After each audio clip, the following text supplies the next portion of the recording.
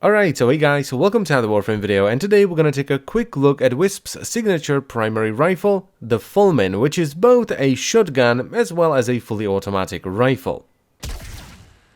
Now, first things first, you can get the blueprint for the Fulmin from the market for 20,000 credits, and then to build the weapon, you have to put an additional 25,000 credits, 2,100 Rubido, 7,500 nanospores, 2 argon crystals, and 350 pieces of the new Hexenon. This new resource, by the way, drops from the new amalgam enemies that can be found all over Jupiter, and it is also a reward for finishing certain mission types as well. Now, the Fulmin requires you to be at least Mastery Rank 8 to use it, and as I said already, it is both a shotgun as well as a fully automatic rifle. The shotgun mode or semi-auto mode does 500 damage per shot, 400 out of which is electricity and 100 is impact, with 30% crit chance, 2.2 times crit multiplier and 16% status chance. Now, this mode fires sort of an Arca-Plasmor-esque projectile that will pierce through all enemies, but it only has a range of about 20 meters. Also, while the weapon is in the semi-automatic mode, it is completely silent and it has a fire rate of 2.17. If you press the secondary fire button though, it will switch it into full auto, at which point the weapon will start doing 33 damage per shot, 25 out of which is electricity and 8 is puncture.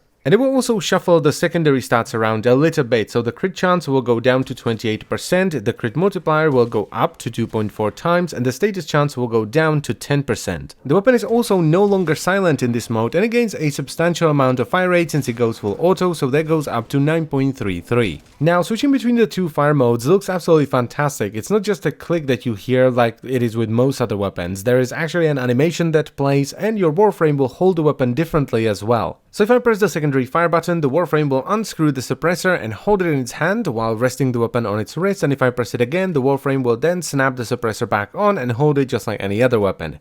It is really cool.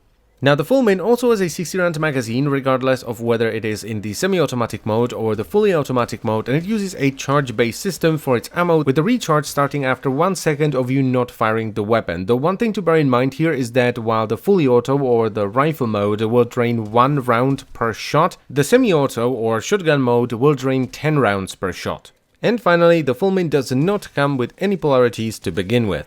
Now, the build I ended up using on the Fulmin requires 3 Forma, where you add 3 Vs, and it's just a straight up hybrid build with Argon Scope. So the mods we have here are Serration for damage, Split Chamber for multi-shot, Point Strike, and Argon Scope for crit chance, followed by Vital Sense for crit damage. Then we have Thermite Rounds for heat damage and status chance, and we top it all off with Malignant Force and High Voltage for corrosive and status chance. Though of course there are alternatives, like for example, if you don't have Argon Scope, you can easily substitute it with Hammer Shot for a little bit of crit and status. Or if you want to focus more on the full auto side of things, you can even go with a Hunter Munitions Viral build, something like this, or you can just put in Primed Shred instead of Argon Scope so that you can strip away armor through corrosive much faster. Or, and even though I would highly recommend not to run this build, you can go with just a full-on crit build where you put on 90% elementals and primed cryo round, which will give you a lot more oomph, but it's not going to scale as well as the other builds into late game. I chose the build that I did because it's relatively cheap and it will get the job done. It is very strong, so it will take you through the entire game, including sorties, no problem. It also works really well for both fire modes. It has just enough oomph behind the semi-auto shotgun mode to take care of the vast majority of enemies and take down even the toughest enemies within a couple of shots, and hybrid setups in general are just great for fully automatic rifles. So when there is either a ton of smaller enemies or enemies that don't have an awful lot of armor, like the Infested for example, I can just use the semi-auto mode and absolutely destroy them, but when I run into something like a heavy gunner or a bombard, I can quickly switch into semi-auto mode and shred them very fast. And what I like about it the most is that I get to choose which one I use based on the situation I'm in. If for example I'm fighting the Grenier and a really juicy bombard shows up, I'm just gonna switch into full auto and shred him really quickly, but if I'm fighting the Corpus and a Corpus tech shows up, which is kind of like the equivalent of a bombard for the Corpus,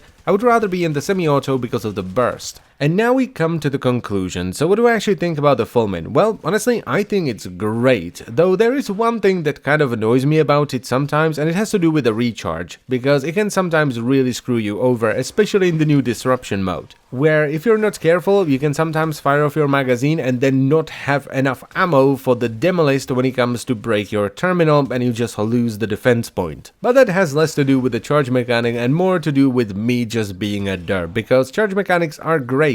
It means you don't have to worry about ammo economy and you can just run with them forever and ever because you can never run out of ammo. Though now that I'm thinking about it again, I would probably like the semi-auto mode to have a little bit more range, just a little bit, because as it is right now, a lot of the rooms that you get yourself into, especially some of the bigger rooms like we have on Jupiter now, are just too big for the semi-auto mode and you just won't be able to hit enemies on the other side of it. But once again, this probably has more to do with me being a derp and generally liking the semi-auto mode a lot more than the full auto mode than the weapon being bad. So all in all, the weapon doesn't really have a hard downside, you know, like a terrible reload speed or small magazine or horrible accuracy. The small annoyances that the weapon comes with can be played around and basically nullified by being good. So I would highly recommend you check this weapon out. It is not that expensive once you farm a little bit of the new Jupiter tileset and you get yourself the new resource. It's strong and it feels awesome. And that is pretty much all I wanted to say, so I thank you very much for watching. As always guys, I hope you've enjoyed the video and I will see you next time.